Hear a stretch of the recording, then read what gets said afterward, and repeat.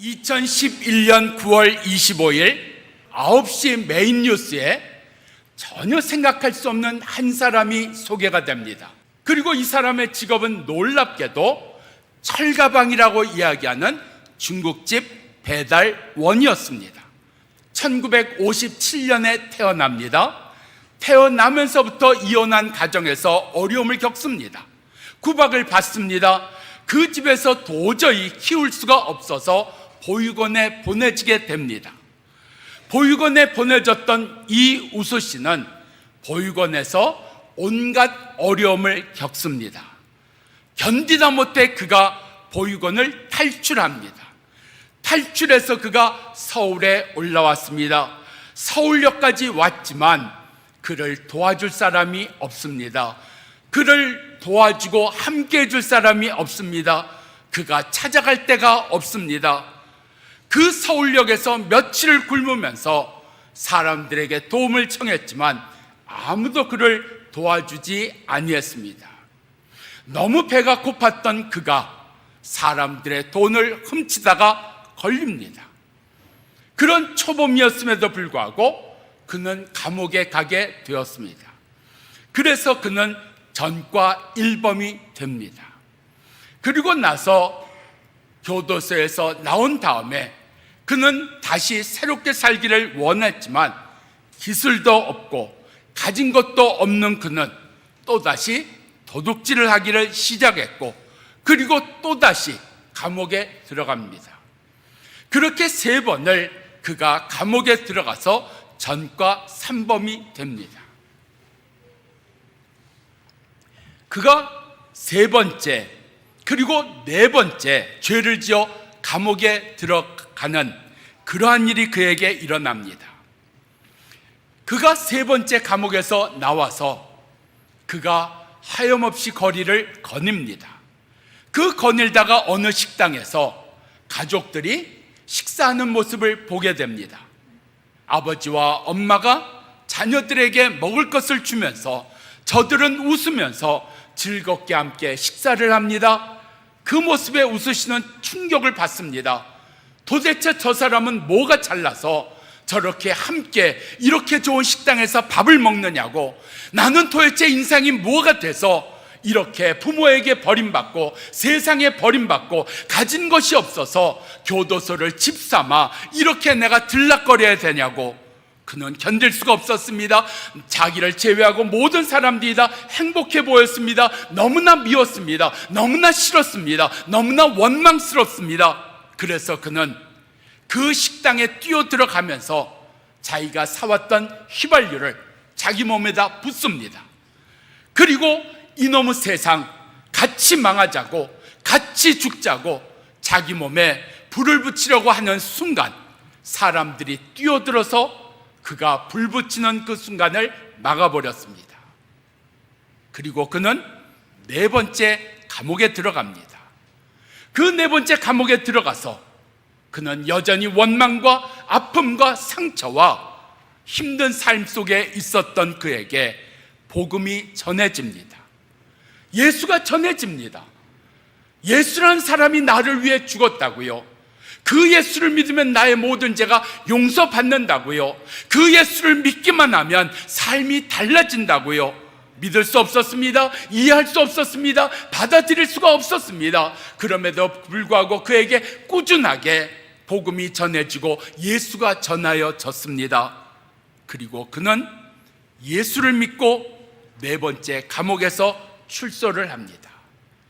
출소를 하면서 그는 더 이상 세상을 원망하지 않았습니다. 미워하지 않았습니다. 자기의 삶을 초라한 삶이라고 저주받은 삶이라고 생각하지 아니했습니다. 예수 때문에 나도 잘 살 수 있다고, 예수 때문에 나도 변화될 수 있다고, 예수 때문에 나도 새로운 삶을 살 수 있다는 믿음을 가지고 나왔습니다.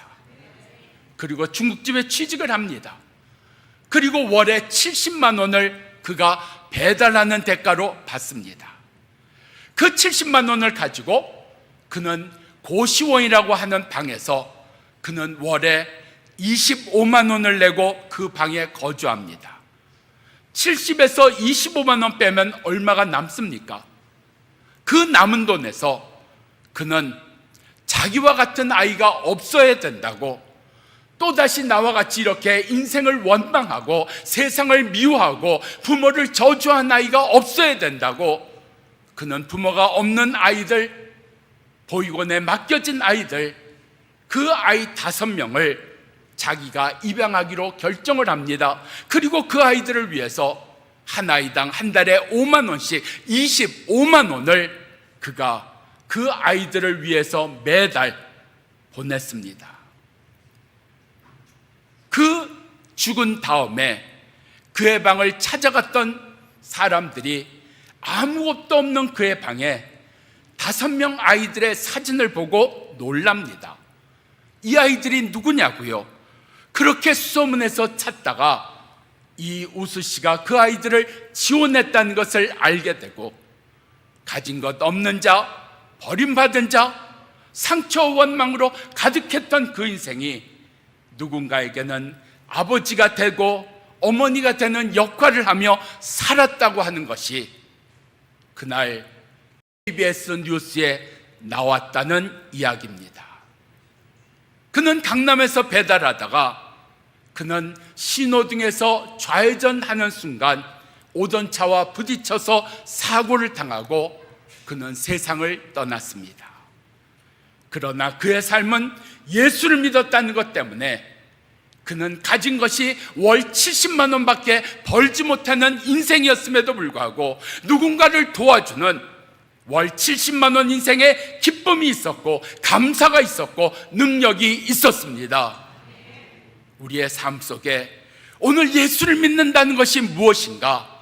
그리고 이 예수를 믿는 것 속에 오늘 말씀을 통해서 성령을 받았다는 게 무엇인가 하는 것들이 우리들 가운데 깨달아지며 믿어지는 은혜가 우리 속에 주어지기를 축원합니다. 예수를 믿는다는데 예수를 믿는 것이 무엇일까요? 우리는 믿어야 된다고 이야기를 합니다. 내가 믿습니다 하고 이야기를 합니다. 그런데 믿습니다고 할 때 무엇을 믿어야 되냐 하는 이야기입니다. 오늘 성경은 우리 가운데 무엇을 믿어야 되는지, 예수를 믿는다고 할 때 내가 무엇을 믿는 것인지 우리 가운데 2가지로 말씀하고 있습니다. 여기에 걷지 못하는 거지가 나옵니다. 구걸하던 사람입니다. 가진 것이 없는 사람입니다. 사람들의 동전으로 말미암아 그저 한 끼를 겨우 먹고 그리고 그 다음날 또 사람들의 동정을 기다려야 되는 사람이었습니다. 가난하다 못해 먹을 것이 없는 지경에 있는 거지였습니다. 거기에다 걷지 못하는 장애를 가지고 있었습니다. 그런데 이 사람 말이죠, 오늘 여기 7절과 8절의 이하를 보면 걷는 자로 변화가 됩니다. 걷을 뿐만 아니라 뛰는 자로 변화가 된다는 이야기입니다. 그의 육신이 변했다는 이야기입니다. 그의 삶이 달라졌다는 이야기입니다. 예수를 믿는다는 것, 삶이 달라지는 역사입니다. 예수를 믿는다는 것은 우리의 육신의 변화가 일어난다는 이야기입니다. 연초가 되면 세상의 인사 가운데 우리에게 흔히 듣는 인사가 2가지입니다. 첫 번째 인사는요, 건강하기를 원합니다. 우리 가족 건강한 한 해 되기를 원합니다. 2번째가 뭡니까? 틀림없이 2번째는 돈 많이 버세요, 부자 되세요, 그 이야기입니다. 여러분, 예수 믿어서 부자 되셨습니까? 예수 믿어서 여러분의 육신의 삶이, 여러분의 일하는 일터가 변화가 되고 놀라운 역사가 일어났습니까?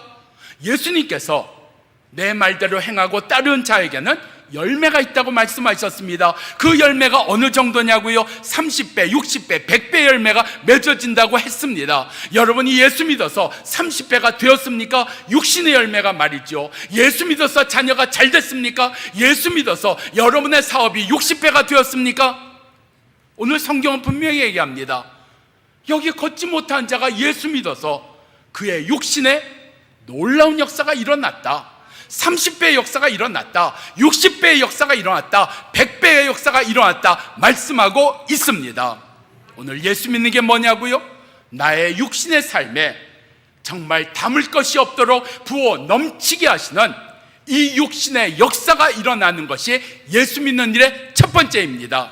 예수 믿는 자는 잘 돼야 됩니다. 왜요? 예수님의 약속이기 때문입니다. 예수 믿는 자에게 부어주시는 은혜입니다.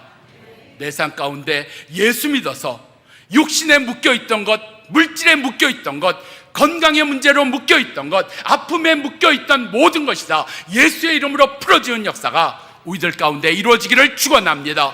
예수로 풀어질지어다. 예수로 30배 역사가 일어날지어다. 60배, 100배가 될지어다. 이것을 믿는 겁니다. 그게 예수를 믿는 겁니다. 내가 살아온 대로 이렇게 어렵게 살아가는 자 아닙니다. 우리 가운데 예수 믿어 30배가 되고 60배가 되고 100배가 되는 은혜를 오늘 예수 믿어 누리는 역사가 오늘 이 밤에 우리 모두 가운데 이 시간 우리에게 주어지기를 축원합니다. 믿으셔야 됩니다. 나는 예수 믿었기 때문에 우리의 기업이 30배가 되리라, 우리의 자녀가 잘 되리라, 내가 기도하는 모든 일에 60배, 100배의 역사가 일어나리라. 예수 믿었기 때문에 오늘 그 은혜가 주어지기를 바랍니다. 걷지 못한 자였습니다. 그런데 예수 믿어서 걷게 되었습니다. 그의 육신의 복을 받았습니다. 그의 육신이 풀어졌습니다. 메었던 모든 것에서 그가 걷는 자가 되고 뛰는 자가 되었습니다. 우리 삶 속에 오늘 예수 믿어서 내 육신의 삶에 대하여, 내가 수고하는 일터에 대하여, 내가 걱정하는 우리 자녀에 대하여, 내 속에 부족하고 연약하고 없다고 생각했던 모든 문제에 대하여 이 걷지 못한 자를 걷게 하시고 뛰게 하신 그 예수의 영이 오늘 우리 가운데도 임하기를 축원합니다. 오늘 여기 걷지 못한 자, 걷는다는 상상도 못했던 사람입니다. 그 누구도 이 사람이 걸을 수 있을 것이라고 아무도 생각하지 못했습니다. 그런데 그가 예수 믿고 걷는 자, 예수 믿고 일어나는 자, 예수 믿고 뛰는 자가 되는 그 육신의 복을 받는 역사가 그에게 일어났습니다. 예수 믿으면 육신의 복을 받습니다. 내 삶 가운데 하나님이 주신 육신의 복, 우리 가운데 내가 믿음이 없어서 구하지 못한 것 아니었을까요? 내가 믿지 못해서 받지 못한 것은 아니었을까요? 오늘 이 사도행전 3장의 말씀을 믿고 이 사람이 일어나고 걷고 뛰었던 역사와 같이 내게도 예수 믿음으로 말미암아 우리의 기업이, 우리의 일터가, 내가 꿈꾸고 하나님 앞에 간구한 역사가 예수 믿음으로 우리 가운데 육신이 변하고 육신의 복을 받는 역사가 우리들 가운데 이루어지기를 축원합니다. 여러분, 우리 속에 하나님이 주신 육신의 복이라는 게 얼마나 놀라운 줄 아십니까? 내 삶 속에 우리 세상은 다다익선이라고 많으면 좋다고 여깁니다. 근데 많아서 일어나는 문제는 어떻게 해결하시겠습니까? 그냥 돈 없애버리시겠습니까? 건강이 너무 많아서 내가 여기저기 한눈 판다면 내가 건강의 문제가 내 속에 암이 생기도록 맨날 탄 음식만 먹겠습니까? 우리 가운데 주의 주시는 복이 누려져야 됩니다. 예수 믿어서 주시는 이 육신의 복이 있어야 됩니다. 그걸 구하셔야 됩니다. 여기 걷지 못한 안진뱅이는 육신의 복만 받은 것이 아닙니다. 그가 어떤 사람이었어요? 성전 밖에 있던 사람이었습니다. 하나님 밖에 있던 사람이었습니다. 하나님과 상관없는 사람이었습니다. 그런데 그가 예수 믿고 성전 안으로 들어갔습니다. 하나님을 찬양하는 자 되었습니다. 하나님을 높이는 자가 되었습니다. 그의 육신의 복을 받았을 뿐만 아니라 그의 영이 하나님을 믿고 하나님을 찬양한 자로 변화가 되었습니다. 우리 삶 속에 예수 믿을 때 나의 육신에 주시는 이 30배, 60배, 100배의 복과 예수 믿어서 우리로 하나님을 찬양하며 하나님을 기뻐하며 살아가는 이 은혜가 예수 믿어서 우리 가운데 넘치기를 축원합니다. 그렇다면 예수 믿어서 이런 영육간의 복을 주시는데 그럼 성령의 역사는 무엇인가 하는 겁니다. 오늘 성령을 보면 성령의 역사가 무엇이냐? 성령의 역사는 담대함입니다. 성령의 역사는 담대함입니다. 제가 부목사를 마치면서 퇴직금으로 5,000불을 받았습니다. 그 5,000불을 받았는데 너무 감사한 거예요. 이렇게 교회가 퇴직금을 많이 주면 안 되는 거예요. 근데 너무 많이 주셨어요. 그래서 그 퇴직금 어떻게 할까? 우리가 11조 해야 되겠지, 감사헌금 해야 되겠지 하다가 아니야, 교회가 앞으로 건축한다는데 그 5,000불 다 헌금으로 그냥 드렸어요. 담임 목사님 부르시더라고요. 야, 너 이렇게 헌금 많이 하면 나는 어떡하냐? 아니, 부목사가 이렇게 헌금하면 난 얼마를 해야 되냐? 야단치시더라고요. 근데 좋았습니다. 기뻤습니다. 그 5,000불 가지고 있으면 분명 편했을 거예요. 좋았을 겁니다. 든든했을 겁니다. 그런데 그 헌금을 하고 내게 주신 기쁨과 감사는 돈 갖고 누릴 수 없는 행복, 세상의 물질 갖고 누릴 수 없는 그 기쁨, 그 하늘의 기쁨, 그 하늘의 감사를 누리는 은혜를 주셨다는 이야기입니다. 하나님 기뻐하십니까? 주의 영으로 충만하십니까? 하나님의 말씀대로 살고 예배하는 일에 은혜를 받으십니까? 오늘 우리 가운데 이런 은혜를 받은 우리에게, 예수를 믿는 우리에게 오늘 성령은 담대하게 하십니다. 베드로와 요한이 지금 성전을 향해 올라가면서 걷지 못하는 거지가 동냥을 합니다. 좀 돈을 주십시오. 그런데 뭐라고 얘기합니까? 나에게는 은과 금이 없습니다. 여러분, 우리가 사는 이 세상은요, 은과 금이 없다 얘기하면 집 밟히는 세상입니다. 없어도 있는 채 해야 되는 겁니다.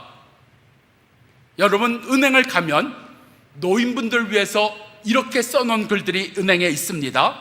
그 VIP실에 들어가면요, 돈이 효자다, 돈이 효자다, 자식 믿지 말고 돈 믿어라, 아예 내놓고 써붙였습니다.